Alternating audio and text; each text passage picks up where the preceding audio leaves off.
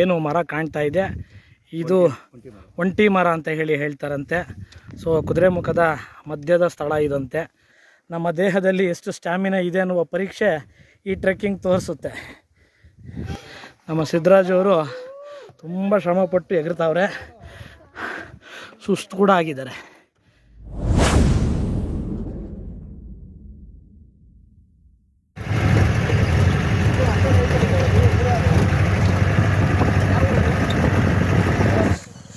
Kudremukh base point ಇದೆ. Trekking ಆರಂಭ ಆಗೋದಕ್ಕೆ ಅರಣ್ಯ ವಲಯದ ಒಂದು ಚೆಕ್ ಪೋಸ್ಟ್ ಅಂತಲೇ ಹೇಳ್ಬೋದು. ಸೊ ಇಲ್ಲಿಂದ ನಮ್ಮ ಕುದುರೆಮುಖ ಶಿಖರಕ್ಕೆ ಚಾರಣಪಥ ಪ್ರಾರಂಭ. ಸೊ ಇಲ್ಲಿ ಬೋರ್ಡ್ ಇದೆ ನಮಗೆ ಟ್ರೆಕ್ಕಿಂಗ್ ಎಷ್ಟು ಕಿಲೋಮೀಟರ್ ಇದೆ ಅಂತೇಳಿ. ಕುದುರೆಮುಖ ಶಿಖರ 9 ಕಿಲೋಮೀಟ್ರ್, ಒಂದು ಸೈಡ್ ನಮಗೆ 9 ಕಿಲೋಮೀಟ್ರ್ ಆಗುತ್ತೆ. ಸೊ ಟೋಟಲಾಗಿ 18 ಕಿಲೋಮೀಟ್ರು. ಇಲ್ಲಿ ನಮ್ಮ ಅರಣ್ಯ ಇಲಾಖೆಯವರು ಮತ್ತು ಗೈಡವರು ಕೂಡ ಇಲ್ಲೇ ಇದ್ದಾರೆ. ಪ್ಲಾಸ್ಟಿಕ್ಕನ್ನು ಯಾವುದೇ ಕಾರಣಕ್ಕೂ ತೊಗೊಂಡು ಹೋಗಬಾರ್ದು ಅಂಥೇಳಿ ಫುಲ್ ಚೆಕ್ಕಿಂಗ್ ಮಾಡಿ ಕಳಿಸ್ತಾರೆ. ನಮ್ಮ ನರಸಿಂಹರೆಡ್ಡಿಯವರು ಐ ಲವ್ ಕುದುರೆಮುಖ ಹತ್ರ ಹೋಗ್ತಾ ಇದ್ದಾರೆ. ಇವರು ನಮ್ಮ ನರಸಿಂಹರೆಡ್ಡಿ ನಮ್ಮ ಬೆಂಗಳೂರಿನಲ್ಲಿ ವಕೀಲರಾಗಿ ಕೆಲಸವನ್ನು ನಿರ್ವಹಿಸ್ತಾ ಇರುವಂಥವರು. ನಮ್ಮ ಆತ್ಮೀಯ ಸ್ನೇಹಿತರು ಕೂಡ ಕುದುರೆಮುಖದಲ್ಲಿ ಅವರ ಮುಖವನ್ನು ತೋರಿಸುತ್ತಿದ್ದಾರೆ. ಫಾರೆಸ್ಟು ಚೆಕ್ ಪಾಯಿಂಟಲ್ಲಿ ಸಾಕಷ್ಟು ಪ್ರಿಕಾಷನ್ಸ್ಗಳನ್ನ ತೊಗೊಂಡೇ ಬಿಡೋದು, ಹೇಗಂದ್ರೆ ಹಾಗೆ ಬಿಡೋದಿಲ್ಲ. ಚಾರಣಿಗರು ನಾವೇನು ಬರ್ತೀವಿ ಇಲ್ಲಿನ ಪ್ರಕೃತಿಯನ್ನು ನಾವು ಸವಿದು ಅದ್ರ ಜೊತೆಯಲ್ಲಿ ಪ್ರಕೃತಿಯನ್ನು ಕೂಡ ಹಾಳು ಮಾಡದಂತೆ ನಾವು ಕಾಪಾಡಿಕೊಳ್ಬೇಕು. ಅದರಂತೆ ಒಂದಷ್ಟು ರೂಲ್ಸ್ಗಳನ್ನ ಇಲ್ಲಿ ಮಾಡಿರ್ತಾರೆ. ಸೊ ಅದನ್ನು ನಾವು ನೋಡ್ಕೊಳ್ಬೇಕು. ಜೀಪು ಒಂದು ಹಂತದವರೆಗೂ ಕೂಡ ನಮ್ಮನ್ನು ಕರ್ಕೊಂಡು ಹೋಗ್ತಾರೆ. ಅಲ್ಲಿ ಕರ್ಕೊಂಡು ಹೋದ್ಮೇಲೆ ಜೀಪ್ ನಿಲ್ಲಿಸಿ ಫಾರೆಸ್ಟ್ ಚೆಕ್ ಪಾಯಿಂಟ್ವರೆಗೂ ನಾವು ಇದೇ ರೀತಿಯಾಗಿ ಒಂದು 200 ಮೀಟರ್ ನಾವು ನಡ್ಕೊಂಡು ಹೋಗ್ತೀವಿ. ಮುಂದೆ ಇರೋದು ಸಿದ್ದರಾಜು. ರೆಡ್ಡಿ ನಮ್ಮ ಸಿದ್ದರಾಜು ಅವರು ತುಂಬ ಶ್ರಮಪಟ್ಟು ಎಗರ್ತಾವ್ರೆ, ಸುಸ್ತು ಕೂಡ ಆಗಿದ್ದಾರೆ, ಎನರ್ಜಿ ಡ್ರಾಪ್ ಆಗಿದೆ. ಇದೆಲ್ಲೂ ಕೂಡ ನಮಗೆ ಏನೂ ತಿನ್ನುವ ವ್ಯವಸ್ಥೆ ಇರೋದೇ ಇಲ್ಲ. ನಾವೇ ಏನಾದರೂ ತೊಗೊಂಡು ಬರಬೇಕು. ಬಟ್ ಪ್ಲಾಸ್ಟಿಕ್ ಸಂಪೂರ್ಣ ನಿಷೇಧ. ಕುದುರೆಮುಖ ಟ್ರೆಕ್ಕಿಂಗನ್ನು ಮಾಡ್ತಾ ಈಗ ಮಧ್ಯಕ್ಕೆ ಬಂದಿದ್ದೀವಿ ನಾವು. ಸೊ ಇಲ್ಲಿ ಏನು ಮರ ಕಾಣ್ತಾ ಇದೆ ಇದು ಒಂಟಿ ಮರ ಅಂತ ಹೇಳ್ತಾರಂತೆ. ಸೊ ಕುದುರೆಮುಖದ ಮಧ್ಯದ ಸ್ಥಳ ಇದಂತೆ. ಸೊ ಇಲ್ಲಿಂದ ಮತ್ತೆ ನೋಡಿ ಏನು ಕಾಣ್ತಾ ಇದೆ ಮೇಲ್ಗಡೆ ಬೆಟ್ಟ. ಆ ಬೆಟ್ಟವನ್ನು ನಾವು ಹತ್ಕೊಂಡು ಹೋಗಬೇಕು. ನಮ್ಮ ಜೊತೆಯಲ್ಲಿ ನಮ್ಮ ಗೈಡ್ ಕೂಡ ಬಂದಿದ್ದಾರೆ ನೋಡಿ, ನಮ್ಮ ವಿಡಿಯೋದಲ್ಲಿ ನಾವು ನೋಡ್ಬೋದು. ಅವರು ಕೂಡ ಬರ್ತಾ ಇದ್ದಾರೆ, ಹೇಗೆ ಹೋಗಬೇಕು ಅಂತ ದಾರಿನ ತೋರಿಸ್ತಾ ಇದ್ದಾರೆ ಮಾರ್ಗದರ್ಶಕರಾಗಿ. ಜೀವನದಲ್ಲಿ ಒಂದು ಸಲವಾದರೂ ಈ ರೀತಿ ಕುದುರೆಮುಖ ಟ್ರೆಕ್ಕಿಂಗ್ನ ಮಾಡಿದಾಗ ಪ್ರಕೃತಿ ನಮಗೆ ಎಷ್ಟು ಮನಮೋಹಕವಾಗಿದೆ ಅನ್ನೋದನ್ನ ನಾವು ಇಲ್ಲಿ ನೇರವಾಗಿ ನೋಡುವುದರ ಮೂಲಕ ನಮಗಿಲ್ಲಿ ಗೊತ್ತಾಗುತ್ತೆ. ಈ ಕುದುರೆಮುಖ ಟ್ರೆಕ್ಕಿಂಗು ಬಹಳ ಕಠಿಣವಾಗಿದೆ. ಅದರ ಜೊತೆಯಲ್ಲಿ ಸಾಕಷ್ಟು ಪೂರ್ವ ತಯಾರಿಗಳ ಅವಶ್ಯಕತೆಯು ತುಂಬ ಇದೆ. ಯಾರೇ ಟ್ರೆಕ್ಕಿಂಗ್ ಬರೋವಂಥವರು ನೇರವಾಗಿ ಇದಕ್ಕೆ ಬರೋದಕ್ಕಿಂತ ಹೆಚ್ಚಾಗಿ ಯಾವುದಾದ್ರೂ ಸಣ್ಣದಾಗಿರುವಂಥ ಟ್ರೆಕ್ಕಿಂಗ್ಗಳನ್ನ ಮಾಡಿ ಬರೋದು ಬಹಳ ಉತ್ತಮ. ನೋಡಿ, ನಮ್ಮ ಸ್ನೇಹಿತರು ತುಂಬ ಸುಸ್ತಾಗಿ ಈಗ ಪಕ್ಷಿಯಂತೆ ಹಾರುವ ಪ್ರಯತ್ನವನ್ನು ಮಾಡ್ತಾಯಿದ್ದಾರೆ, ನಮ್ಮ ಸಿದ್ದರಾಜು ಮತ್ತು ನಮ್ಮ ನರಸಿಂಹರೆಡ್ಡಿಯವರು. ಅದರಿಂದಾದರೂ ನಾವು ಟ್ರೆಕ್ಕಿಂಗ್ನ ಕಂಪ್ಲೀಟ್ ಮಾಡೋಣ ಅಂತ ಹೇಳಿ. ನಮಗಿಲ್ಲಿ ತಿನ್ನುವ ವ್ಯವಸ್ಥೆ ಅಂತೂ ಏನೂ ಸಿಗೋದೇ ಇಲ್ಲ. ನಾವೇನಾದರೂ ತಗೊಂಡು ಬಂದಿದ್ದರೆ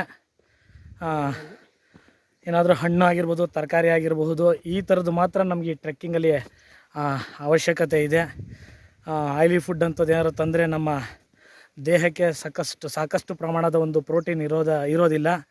ಸೊ ಹಣ್ಣುಗಳನ್ನ ತಂದು ತಿಂದ್ಕೊಂಡು ನಾವು ಈ ಟ್ರೆಕ್ಕಿಂಗ್ ಮಾಡಿದ್ರೆ ಬಹಳ ಉತ್ತಮ ಅಂತ ಹೇಳ್ತೀನಿ. ಬಟ್ ಟ್ರೆಕ್ಕಿಂಗ್ ಮಾಡ್ತಾ ಈ ಪ್ರಕೃತಿನ ಸವಿಬೇಕು ಅಂತ ಹೇಳಿದ್ರೆ ನಮ್ಮಲ್ಲಿ ಒಂದಷ್ಟು ಎನರ್ಜಿನ ನಾವು ಕಾಪಾಡಿಕೊಳ್ಬೇಕು. ಯಾಕಂದರೆ 9 ಕಿಲೋಮೀಟರ್ಗಳು ಒಂದು ಸೈಡ್ಗೆ ನಾವು ನಡಿಬೇಕಾಗುತ್ತೆ. ಮತ್ತು ಅಲ್ಲಿಂದ ಪೀಕಿಂದ ಮತ್ತೆ ಬರಬೇಕಾದ್ರೆ ಮತ್ತೆ 9 ಕಿಲೋಮೀಟ್ರ್ ನಾವು ನಡ್ಕೊಂಡು ಕೆಳಗಡೆ ಬರಬೇಕು. ಸೊ ಎನರ್ಜಿ ತುಂಬಾ ಇಂಪಾರ್ಟೆಂಟ್ ಆಗುತ್ತೆ. ನಮ್ಮ ದೇಹದಲ್ಲಿ ಎಷ್ಟು ಸ್ಟ್ಯಾಮಿನಾ ಇದೆ ಅನ್ನುವ ಪರೀಕ್ಷೆ ಈ ಟ್ರೆಕ್ಕಿಂಗ್ ತೋರಿಸುತ್ತೆ. ಕುದುರೆಮುಖ ಟ್ರೆಕ್ಕಿಂಗ್ಗೆ ಹೋಗುವ ರಸ್ತೆ ಅಥವಾ ಸಣ್ಣದಾಗಿರುವಂಥ ಈ ಒಂದು ದಾರಿ ನೋಡಿ, ಈ ರೀತಿ ಕಲ್ಲುಗಳು ಹಳ್ಳಗಳಿಂದ ಕೂಡಿದೆ. ಇದ್ರ ಮಧ್ಯದಲ್ಲೇ ನಾವು ನಡ್ಕೊಂಡು ಹೋಗಬೇಕಾಗಿರುವಂಥದ್ದು.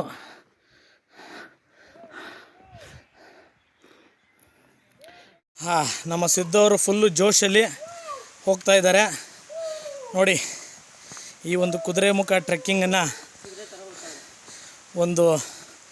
ಈ ಒಂದು ಪಯಣ ಏನಿದೆ, ಅದ್ಭುತವಾದ ಪ್ರಕೃತಿಯ ಜೊತೆಯಲ್ಲಿ ನಾವು ಕೂಡ ಬೆರೆತು ಹೋಗುತ್ತಿರುವಂಥ ಈ ಒಂದು ಕಾಡಿನ ಮಧ್ಯದಲ್ಲಿ ಪಯಣ. ಸೊ ಇಂಥ ಒಂದು ಪ್ರಕೃತಿಯಲ್ಲಿ ಜನರು ಕೂಡ ಬೆರಿಬೋದು ಅಂತ ಹೇಳಿ ಅರಣ್ಯ ಇಲಾಖೆಯವರು ಒಂದಷ್ಟು ಪ್ರಿಕಾಷನ್ಸ್ಗಳನ್ನ ತಗೊಂಡು ಸಾಕಷ್ಟು ವ್ಯವಸ್ಥೆಯನ್ನು ಕೂಡ ಮಾಡಿ ಈ ಒಂದು ಪ್ರಕೃತಿನ ಸವಿಬೇಕು ಅಂತ ಹೇಳಿ ಕೊಟ್ಟಿದ್ದಾರೆ. ನಾವು ಇದನ್ನು ಉಳಿಸ್ಕೊಂಡು ಹೋಗುವಂಥ ಪ್ರಯತ್ನ ಆದರೂ ಮಾಡಬೇಕು. ಹಾಳು ಮಾಡಿದ್ರೆ ಪ್ರಕೃತಿ ಒಂದಲ್ಲ ಒಂದು ದಿನ ಅದು ಕೂಡ ಉಲ್ಟಾ ಮಾಡುತ್ತೆ ಅನ್ನೋದು ನಾವು ನಡೆದಂಥ ಸಾಕಷ್ಟು ಫ್ಲಡ್ಗಳಲ್ಲಿ ನಾವು ನೋಡಿದ್ದೀವಿ. ಸೊ ಪ್ರಕೃತಿಯನ್ನು ಉಳಿಸುವ ಪ್ರಯತ್ನದ ಜೊತೆಗೆ ಪಯಣ ಸಾಗಲಿ ಅಂತ ಹಗ್ಗವನ್ನು ಹಿಡಿದು ನಮ್ಮ ಸಿದ್ದರಾಜ್ ಅವರು ಈ ನೀರಿನ ತೊರೆ ಮಧ್ಯದಲ್ಲಿ ಬರ್ತಾಯಿದ್ದಾರೆ. ಈಗ ನಮ್ಮ ರೆಡ್ಡಿ ಅವರು ಹೋಗ್ತಾ ಇದ್ದಾರೆ. ರೆಡ್ಡಿ ಓ ನಿಧಾನ ನಿಧಾನ ನಿಧಾನ. ಒಂದಷ್ಟು ಜನ ಸ್ನೇಹಿತರು ಅಂತಲೇ ನಾವು ತಿಳ್ಕೊಳ್ಳೋಣ ಇವ್ರನ್ನ. ಸೊ ಇವರ ಜೊತೆಯಲ್ಲಿ ಮತ್ತು ನಮ್ಮ ಗೈಡು ಶಿವಕುಮಾರ್ ಜೈನ್ ಇವರ ಜೊತೆಯಲ್ಲಿ ಕುದುರೆಮುಖ ಟ್ರೆಕ್ಕಿಂಗನ್ನು ಮಾಡ್ತಾಯಿದ್ದೀವಿ. ಸೊ ನಮ್ಮ ಸಿದ್ದರಾಜ್ ಅವರು ಏನೋ ಒಂದು ಪಾಯಿಂಟ್ ತೋರಿಸ್ತೀನಿ ಅಂತ ಹೇಳಿದ್ದಾರೆ. ಕುದುರೆಮುಖ ಯಾವ ರೀತಿಯಲ್ಲಿ ಇರುತ್ತೋ ಅದೇ ರೀತಿಯಲ್ಲಿ ಇಲ್ಲಿ ಒಂದು ಪ್ರಕೃತಿ ನಿರ್ಮಾಣ ಮಾಡಿರೋದ್ರಿಂದ ಇದನ್ನು ಕುದುರೆಮುಖ ಅಂತ ಹೇಳ್ತಾರೆ. ಸೊ ಆ ಒಂದು ಏನು ನಮಗೆ ಪಾಯಿಂಟ್ ಕಾಣ್ತಾ ಇದೆ ಆ ಪಾಯಿಂಟ್ಗೆ ನಾವು ನಡ್ಕೊಂಡು ಹೋಗಬೇಕು. ಅದೇ ಕುದುರೆಮುಖ ಟ್ರೆಕ್ಕಿಂಗಿನ ವ್ಯೂ ಪಾಯಿಂಟ್, ಕೊನೆ ಪಾಯಿಂಟ್ ಅದು ಪೀಕ್ ಅಂತ ಹೇಳ್ತೀವಲ್ಲ ಅದೇ ಅದು.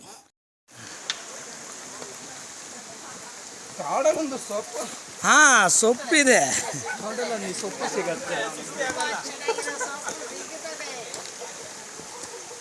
ಒಂದು ಅರ್ಧಕ್ಕೆ ಬಂದಿರ್ಬೋದು ಅನ್ನೋ ಕಲ್ಪನೆಯಲ್ಲಿದ್ದೀವಿ ನಾವು. ಸೊ 3 ಕಿಲೋಮೀಟ್ರ್ ನಾವು ಬಂದಿದ್ದೀವಿ. ಸೊ ಒಂದು ಅದ್ಭುತವಾಗಿ ಒಂದು ಹೊಸ ಪ್ರಪಂಚನೇ ನಮಗೆ ಈ ಪ್ರಕೃತಿ ನಮಗೆ ನೀಡ್ತಾ ಇದೆ. ಸೊ ಅಲ್ಲಿ ಕಾಣ್ತಾ ಇರುವಂಥ ಕೊನೆಯಲ್ಲಿ ಒಂದು ಗುಡ್ಡ ಕಾಣಿಸ್ತಾ ಇದೆ, ಅದೇ ಕುದುರೆಮುಖ ಪೀಕ್. ಇವರು ಫೋಟೋ ಹಿಡಿಯೋದರಲ್ಲಿ ತಲ್ಲೀನ, ನಾವು ವಿಡಿಯೋ ಮಾಡೋದರಲ್ಲಿ ತಲ್ಲೀನ, ಗೈಡು ಇವ್ರು ಏನು ಮಾತಾಡ್ಬೋದು ಅನ್ನೋದರಲ್ಲಿ ತಲ್ಲೀನ. ಒಟ್ಟಾರೆ ಇಷ್ಟೊತ್ತು ನಾವೇನು ಬಂದ್ವಿ ಅದರ ಜೊತೆಯಲ್ಲಿ ಈಗ ನಿಜವಾದ ಟ್ರೆಕ್ಕಿಂಗ್ ಆರಂಭ ಆಗ್ತಾ ಇರೋದು. ಇದು ತುಂಬ ಕಷ್ಟಕರವಾಗಿರುವಂತಹ ಟ್ರೆಕ್ಕಿಂಗ್ ಈಗ ಇಲ್ಲಿಂದಲೇ ಆರಂಭ. ನಮ್ಮ ಆತ್ಮೀಯರು ಒಬ್ಬರು ಮಾತಾಡ್ತಾರೆ ಅಂತ ಕೇಳಿ ಬ್ರೋ. ಇಲ್ಲಿಂದ ಶುರು ಅಸಲಿ ಆಟ. ಬನ್ನಿ, ಯಾರೆಲ್ಲ ಹೇಳ್ತಾರೆ ಯಾರೆಲ್ಲ ಬೀಳ್ತಾರೆ ನೋಡೋಣ. ಅದ್ಭುತವಾದ ಈ ಒಂದು ಪ್ರಕೃತಿನ ನಾವು ಸವಿಬೇಕು. ಈ ಕುದುರೆಮುಖ ಟ್ರೆಕ್ಕಿಂಗ್ ಬರೀ ಕೇವಲ ನಡೆಯುವುದು ಮಾತ್ರ ಅಲ್ಲ, ನಮ್ಮ ಕರ್ನಾಟಕ ರಾಜ್ಯದಲ್ಲಿ ಇರುವಂತಹ ಅತ್ಯಂತ ರಮಣೀಯವಾದಂತಹ ಪ್ರಕೃತಿಯನ್ನು ಹೊಂದಿರುವಂಥ ಈ ಒಂದು ಕುದುರೆಮುಖ ಜೀವನದಲ್ಲಿ ಒಂದು ಸಲ ಆದರೂ ನಾವಿದರ ಚಾರಣ ಮಾಡಲೇಬೇಕು. ನಮ್ಮ ದೇಹದ ಸ್ಟ್ಯಾಮಿನಾ ಎಷ್ಟಿದೆ ಅನ್ನೋದನ್ನ ಪರೀಕ್ಷೆ ಮಾಡ್ಕೊಳ್ಳೋದಕ್ಕಾದರೂ ಇಂತಹದನ್ನೆಲ್ಲ ನಾವು ಆಗಾಗ ಮಾಡಿದ್ರೆ ಬಹಳ ಉತ್ತಮ. ಇದನ್ನು ನಾವೇನು ಮೊಬೈಲ್ನಲ್ಲಿ ನಾವು ರೆಕಾರ್ಡ್ ಮಾಡ್ತಾಯಿದ್ದೀವಿ, ಇದು ಕೇವಲ ಒಂದು ಭಾಗ ಅಷ್ಟೇ ನಮಗೆ ರೆಕಾರ್ಡಿಂಗಲ್ಲಿ ನಮಗೆ ಸಿಗುವಂಥದ್ದು. ಆದರೆ ಇದರ 100 ಪಟ್ಟು ನಾವು ಈ ಪ್ರಕೃತಿನ ಸವಿಬೇಕು ಅಂದರೆ ನೇರವಾಗಿ ಇಲ್ಲಿ ಬಂದರೆ ಮಾತ್ರ ಅದು ಸಾಧ್ಯ ಆಗೋದು. ನಮ್ಮ ಸಿದ್ದರಾಜ್ ಅವರು ನೋಡಿ ಸೆಲ್ಫಿ ವೀಡಿಯೋಗಳು ಫೋಟೋಸ್ಗಳನ್ನ ತಗೊಳ್ತಾ ಇದ್ದಾರೆ. ಸ್ಟ್ಯಾಮಿನಾ ಕಡಿಮೆ ಆಗಿದರೂ ಕೂಡ ಫೋಟೋ ಸೆಲ್ಫಿ ವೀಡಿಯೋಗಳಿಗೆ ಮಾತ್ರ ನಮ್ಮಲ್ಲಿ ಕೊರತೆ ಅನ್ನೋದು ನಮ್ಮ ಸ್ನೇಹಿತರು ಯಾವುದೇ ಕಾರಣಕ್ಕೂ ಬಿಡಲ್ಲ. ಈ ಕುದುರೆಮುಖ ಟ್ರೆಕ್ಕಿಂಗ್ ನಾವು ಮಾಡುವಾಗ ನಮಗೆ ಹಲವು ಇಂಪಾದ ಧ್ವನಿಗಳು ನಮಗೆ ಕೇಳಿಸ್ತಾ ಹೋಗುತ್ತೆ. ಈ ಮರಗಳಲ್ಲಿ ಬರುವಂತಹ ಆ ಎಲೆಗಳು ಉದುರಿದಾಗ ಬರುತ್ತಲ್ಲ ಆ ಶಬ್ದ, ಅದರ ಜೊತೆಯಲ್ಲಿ ಈ ಪಕ್ಷಿಗಳು ಈ ಬೆಳಗಿನ ಜಾವದಲ್ಲಿ ಕೂಗುವಂಥ ಒಂದು ಇಂಪಾದ ಧ್ವನಿ, ಇದರ ಜೊತೆಯಲ್ಲಿ ನಮಗೆ ಆಗಾಗ ಈ ನಡ್ಕೊಂಡು ಹೋಗೋವಾಗ ಕುದುರೆಮುಖ ಟ್ರೆಕ್ಕಿಂಗಲ್ಲಿ ಅಲ್ಲಲ್ಲಿ ನಮಗೆ ನದಿ ತೊರೆಗಳು ಸಿಗ್ತವೆ. ಸೊ ಈ ನದಿ ತೊರೆಗಳ ಶಬ್ದ ನಮಗೆ ಕಿವಿಗೆ ಬೀಳ್ತಾ ಇದ್ದರೆ ಏನೋ ಒಂದು ರೀತಿ ರೋಮಾಂಚನ. ಸುಮಾರು ಒಂದು 8 ಕಿಲೋಮೀಟ್ರ್ ಆದಮೇಲೆ ನಾವು ಕುದುರೆಮುಖ ಪೀಕ್ಗೆ ಹೋಗಬೇಕು ಅಂತ ಹೇಳಿದ್ರೆ ಈ ರೀತಿ ದಾರಿ ಸಿಗುತ್ತೆ. ಮತ್ತು ನಾವು ನಡ್ಕೊಂಡು ಹೋಗ್ಬೇಕಾಗಿರೋಂಥ ಜಾಗ ನೋಡಿ, ಅದೇ ಪೀಕ್ ಅದು. ಸೊ ಪ್ರಕೃತಿ ಹೇಗಿದೆ ಅನ್ನೋದನ್ನು ನೋಡುವ ಜೊತೆಗೆ ನಾವು ಅದನ್ನು ಆಸ್ವಾದನೆ ಮಾಡುತ್ತಾ ನಮ್ಮ ದೇಹದಲ್ಲಿರುವಂತಹ ಶಕ್ತಿಗಳನ್ನು ಹೊರಗೆ ತೆಗೆಯುವಂಥ ಈ ಒಂದು ಚಾರಣ ಮನಮೋಹಕವಾಗಿದೆ ನೋಡಿ. ಮೋಡ ನಮ್ಮ ಪ್ರಕೃತಿಯನ್ನು ಮರೆಮಾಚುವಂತೆ ಮೋಡ ಆವರಿಸ್ಕೊಳ್ತಾ ಇದೆ. ತುಂಬ ಕಷ್ಟವಾಗಿ ಸ್ನೇಹಿತರೊಬ್ಬರು ನಡ್ಕೊಂಡು ಬರ್ತಾಯಿದ್ದಾರೆ. 1 ಗಂಟೆ ಒಳಗಾಗಿ ನಾವು ಪೀಕ್ನ ರೀಚ್ ಮಾಡಬೇಕು. 1 ಗಂಟೆ ಒಳಗಾಗಿ ನಾವು ಈ ಕುದುರೆಮುಖ ಟ್ರೆಕ್ಕಿಂಗ್ ಪೀಕ್ನ ರೀಚ್ ಮಾಡಬೇಕು. ಯಾಕಂತ ಹೇಳಿದ್ರೆ ನಾವು ಎಷ್ಟು ಗಂಟೆಗೆ ಬರಲಿ, ಬೆಳಿಗ್ಗೆ 6 ಗಂಟೆಗೆ ಬರಬಹುದು ಅಥವಾ 8-9 ಗಂಟೆ, ಎಷ್ಟು ಗಂಟೆಗೆ ಬಂದರೂ ಪೀಕ್ಗೆ ನಾವು 1 ಗಂಟೆ ಅಷ್ಟೊತ್ತಿಗೆ ಹೋಗಬೇಕು. ಅದಾದಮೇಲೆ ಅವಕಾಶ ಕೊಡೋದಿಲ್ಲ. ಗೈಡ್ ಏನು ಜೊತೇಲಿ ಬಂದಿರ್ತಾರೋ ಅವರು ನಮ್ಮನ್ನು ವಾಪಸ್ ಕಳಿಸ್ಬಿಡ್ತಾರೆ. ಸೊ ಅದು ಅರ್ಧದಲ್ಲೇ ಕಳಿಸ್ಬಹುದು. ಸೊ ಅದಕ್ಕೋಸ್ಕರ 1 ಗಂಟೆ ಮಾತ್ರ ಅವಕಾಶ ಕೊಡ್ತಾರೆ. 1 ಗಂಟೆ ಮಧ್ಯಾಹ್ನ ಪೀಕಲ್ಲಿ ನಾವು ಇರಬೇಕು. ನಂತರ ಮತ್ತೆ ನಾವು ಕೆಳಗಡೆ ಹೋಗೋ ಅಷ್ಟರಲ್ಲಿ ಸುಮಾರು ಒಂದು 5-6 ಗಂಟೆ ಆಗಬಹುದು. ಯಾಕಂದರೆ ನಮ್ಮ ಕರ್ನಾಟಕದಲ್ಲಿರುವಂಥ 2ನೇ ಅತಿ ಮನಮೋಹಕವಾದ ಪ್ರಕೃತಿಯ ಒಂದು ಅದ್ಭುತವಾದ ಚಾರಣ. ಅದೇ ರೀತಿ ತುಂಬ ಕಷ್ಟವಾಗಿರುವಂತಹ ಚಾರಣ ಕೂಡ ಇದು. ಮೊದಲನೇದು ಕುಮಾರ ಪರ್ವತ, ಆನಂತರದಲ್ಲಿ ಈ ಕುದುರೆಮುಖ ಟ್ರೆಕ್ಕಿಂಗು. ಇನ್ನೂ ಇಲ್ಲಿ ಸುತ್ತಮುತ್ತ ಸಾಕಷ್ಟು ಟ್ರೆಕ್ಕಿಂಗ್ಗಳಿದ್ದಾವೆ. ನೇತ್ರಾವತಿ ಆಗಿರ್ಬೋದು, ಬಂಡಜ್ಜೆ, ಬಲ್ಲಾಳ, ರಾಯನದುರ್ಗ, ಹೀಗೆ ಸಾಕಷ್ಟು ಟ್ರೆಕ್ಕಿಂಗ್ಗಳು ಇಲ್ಲಿ ಇದೆ. ಬಟ್ ಅದರಲ್ಲಿ ಅತ್ಯಂತ ಪ್ರಮುಖವಾಗಿರುವಂಥದ್ದು ಈ ಕುದುರೆಮುಖ ಟ್ರೆಕ್ಕಿಂಗು.